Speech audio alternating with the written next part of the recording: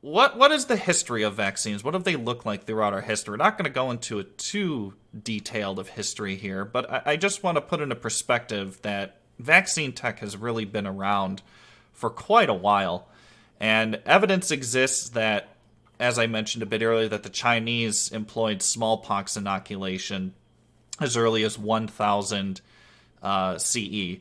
And it was also practiced in Turkey and Africa before it spread to Europe and the Americas. So there is evidence that we were actually using vaccine technology as early as 1000 CE, which is pretty interesting. But of course, it didn't really hit, you know, it didn't really hit mainstream as we know it today until Edward Jenner begun the use of the smallpox vaccine that he derived from cowpox in 1796. And he's kind of known as the father of the vaccine.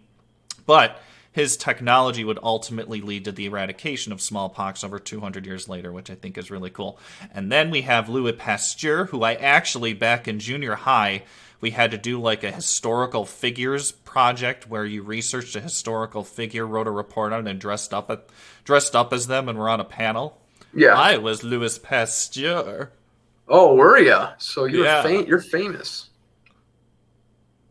So you developed the rabies vaccine.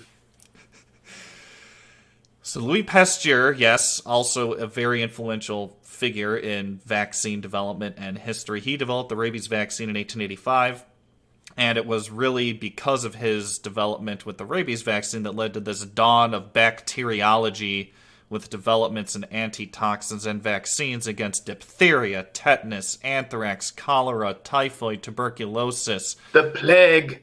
the plague, and more. And most of these were developed through the 1930s.